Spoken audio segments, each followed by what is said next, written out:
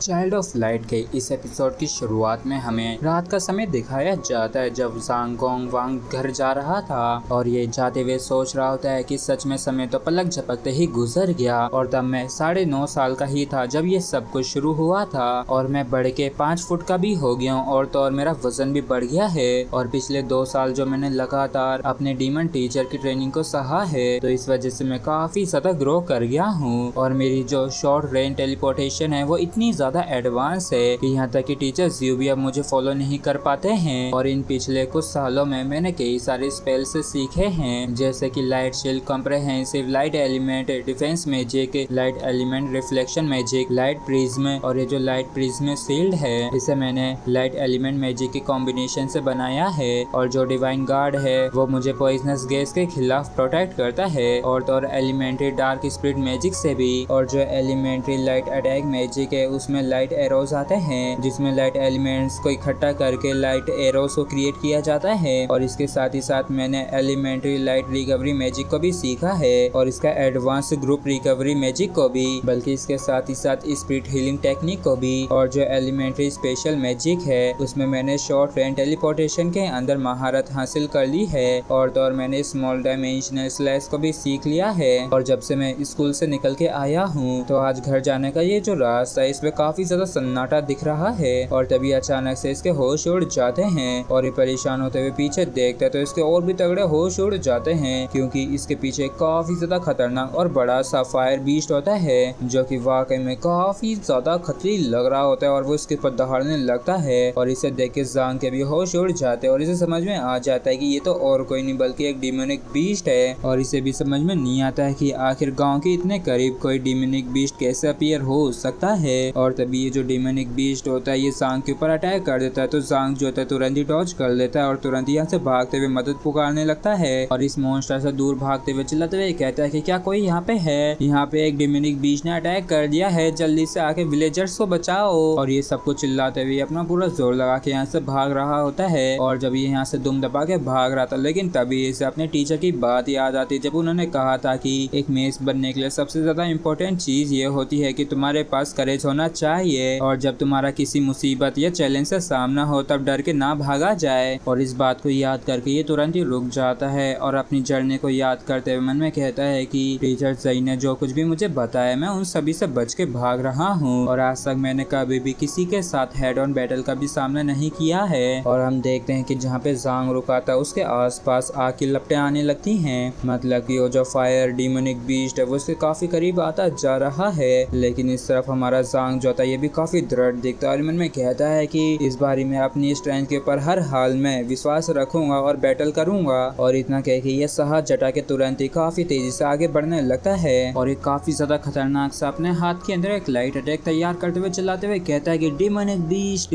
आज मैं तुझे एक अच्छा सबक सिखा के रहूंगा। और इतना कह के ज़ांग गोंग वई जो होता है काफी खतरनाक तरीके से अटैक कर देता है और गोंग वई का ये जो अटैक होता है ये सच में इस डिमोनिक बीस्ट को काफी खतरनाक तरीके से हिट करता है जबकि इस ज़ांग के भी पसीने छूट गए होते हैं इस अटैक को करने में और ये सोचता है कि बहुत ही बढ़िया जो मैं इस बीस्ट को हिट कर पाया। और वैसे तो वो इस अटैक से ज्यादा कुछ हर्ट नहीं हुआ है लेकिन मुझे पूरा विश्वास है कि इसे भी दर्द तो महसूस हुआ ही होगा। और तभी अचानक से हम देखते हैं कि ये जो डिमोनिक बीस्ट होता है काफी खतरनाक तरीके से फायर अटैक कर देता है और इस अटैक को देख के ज़ांग गोंग वई जो होता है तुरंत ही लाइट प्रिज्म शील्ड को इस्तेमाल करता है और इसे ब्लॉक करने के तुरंत बाद ये एक बार और वापिस से इसके ऊपर इल्यूमिनेटिंग फ्लेयर से अटैक कर देता है और ज़ांग की अटैक वाकई में से काफी बुरी तरीके से हिट कर रहे होते हैं। और जैसे ही ये लाइन बीस्ट इसके ऊपर अटैक करता है तो ज़ांग गोंग वई जो है तुरंत ही मूव करके दूर टेलीपोर्ट हो जाता है। इस वजह से इस लाइन बीस्ट को और भी गुस्सा आ जाता है और ज़ांग सोचता है कि ऐसा महसूस हो रहा है जैसे कि इसकी जो मैजिकल पावर है वो काफी तेजी से कम हो रही है। और तभी हम देखते हैं कि जो लाइन बीस्ट है ये काफी ज्यादा गुस्से में आ गया और काफी जोर से दहाड़ने लगा है और ये वाकई में काफी खतरनाक तरीके से आगे बढ़ने लगता है और इस चीज को देख के ज़ांग के भी होश उड़ जाते हैं और ये कुछ भी कर पाता है उससे पहले ये जो लाइन बीस्ट होता है इसे काफी बुरी तरीके से हिट करता है और इसे दूर फेंक देता है और ज़ांग एक पेड़ पे जाके काफी जोर से भिड़ता है जिस वजह से इंजर्ड हो जाता है और हम इसके हाथ के अंदर थोड़ी सी ही लाइट पावर को देखते हैं और ये सोचता है कि अब मेरे अंदर और ज्यादा स्ट्रेंथ नहीं बची है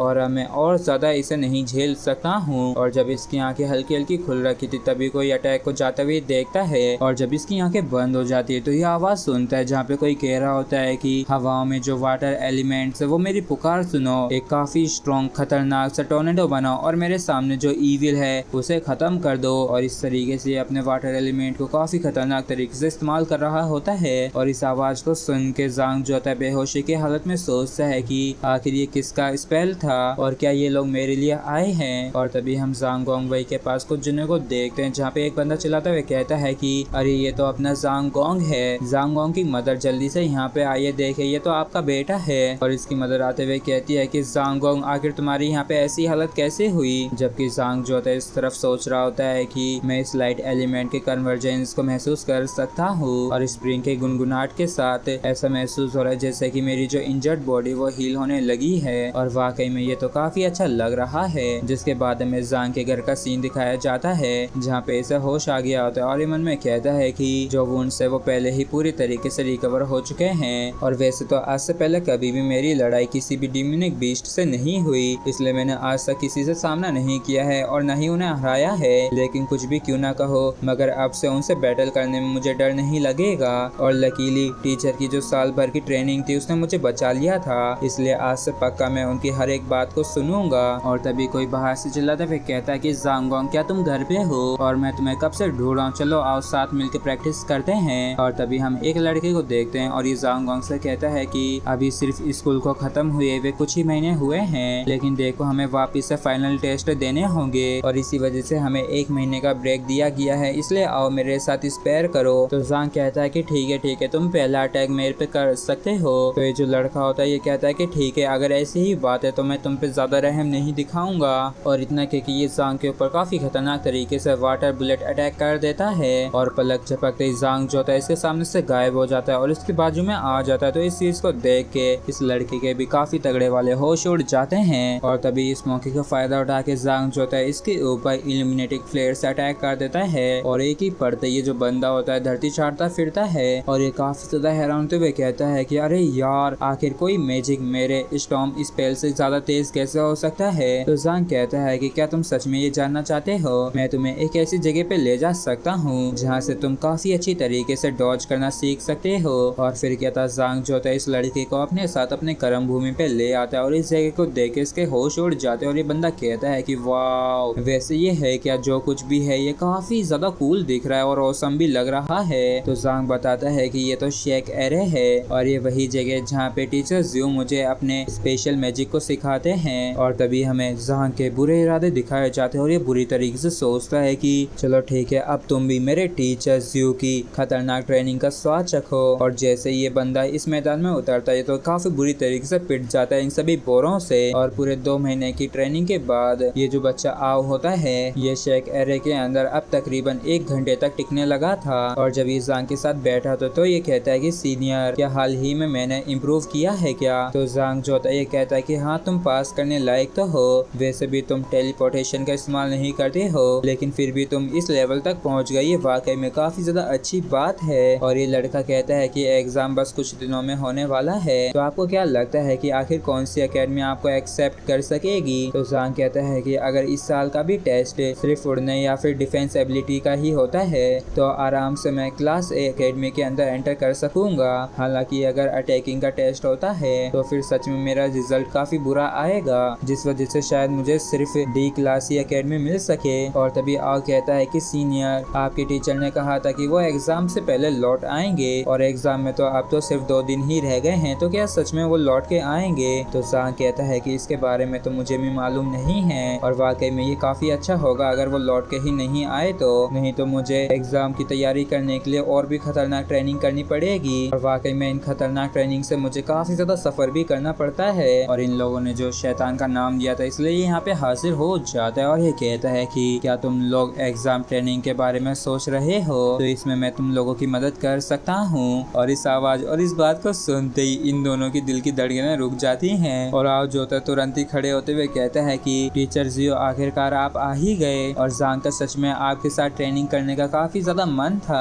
और साथ ही साथ मेरा भी काफी मन था, लेकिन क्योंकि मेरी क्लास शुरू हो चुकी है तो मुझे जाना पड़ेगा। तभी टीचर सही कहते हैं कि पिछले कुछ दशकों में तुम सिर्फ एक लौते हो जो कि लाइट मैजिक को सीख रहा है, इसलिए एकेडमी तुम्हारे अटैक मैजिक का टेस्ट नहीं लेगी। तो तो इस चीज को सुन के ज़ांग काफी खुश हो जाता है और ये कहता है कि तो ये तो काफी अच्छी बात है, तो ये चीज तो कंफर्म हो गई है कि मैं आराम से अब क्लास एकेडमी के अंदर जा सकूंगा। तो टीचर ज़ई जो होता है ये कहता है कि लेकिन इस समय मैं बिल्कुल भी नहीं चाहता हूँ कि तुम एकेडमी ग्रेजुएशन एग्जाम्स को दो, क्योंकि इस बारी जो मैं कैपिटल गया था तो मैं तुम्हारा रॉयल इंटरमीडिएट मैजिक एकेडमी के अंदर एडमिशन करवाने ही गया था, इसलिए मैं उम्मीद करता हूँ कि तुम royal Intermediate Magic academy entrance exam के अंदर पार्टिसिपेट करोगे। और इस चीज को सुनते ज़ांग के काफी तगड़े वाले होश उड़ जाते और ये हैरान होते मन में कहता है कि क्या सच में मैं इतना काबिल हूँ, क्योंकि ये जो रॉयल इंटरमीडिएट मैजिक एकेडमी ये काफी ज्यादा फेमस है और तो और वो काफी ज्यादा स्ट्रिक्ट होते हैं ना। और फिर ये कहता है कि मुझे अभी के अभी घर जाके इस बारे में पेरेंट्स से पूछना होगा। तो टीचर ज़ियू जो होते हैं ये कहते हैं कि अपने आप को इतना परेशान मत करो,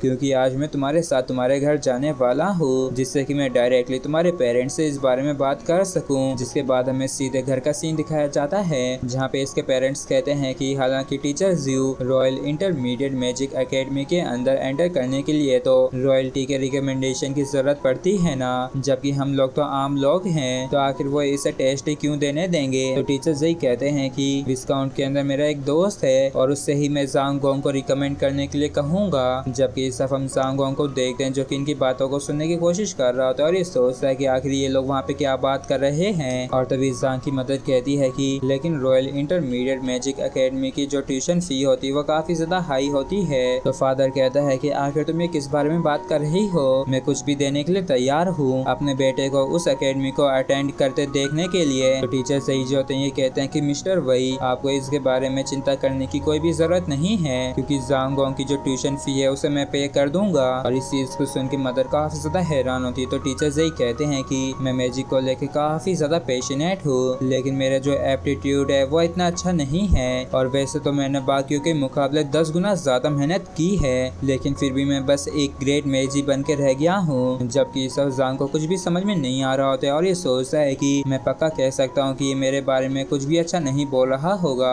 इसलिए मुझे अंदर जाके इसे सुनना होगा। और तभी टीचर ज़ई कह रहे होते हैं कि लेकिन ज़ांग गोंग जो है वो अलग है, वो काफी जल्दी मुझे सरपास कर देगा और मैजिस्टर के रैंक पे पहुंच जाएगा, और शायद यहाँ तक कि वो एक ग्रैंड मैजिस्टर भी बन जाए। और मैंने अभी तक जितनों को भी पढ़ा है उनमें वो सबसे बेस्ट स्टूडेंट है, इसलिए उसके लिए मैं सब कुछ देने के लिए तैयार हूँ। और शायद इस बात को ज़ांग भी सुन लेता है और ये अंदर नहीं जा पाता है और बाहर ही चुपचाप इंतजार करता है। और जब टीचर बाहर आ जाते हैं तो ये उनसे खुश होते हुए कहता है कि टीचर ज़ियू क्या आपकी उनके साथ बातचीत खत्म हो गई है। तो टीचर ज़ई कहते हैं कि हाँ तुम्हारे पेरेंट्स ने अप्रूव तो कर दिया है, तो अब बस ये चीज तुम पे ही डिपेंड करती है। तो ज़ांग गोंग कहता है कि टीचर कोई भी प्रॉब्लम नहीं है, और वैसे भी मेरे पास एक काफी ज्यादा अच्छा नेचुरल टैलेंट है। और इसके साथ ही यहीं पे खत्म होता है।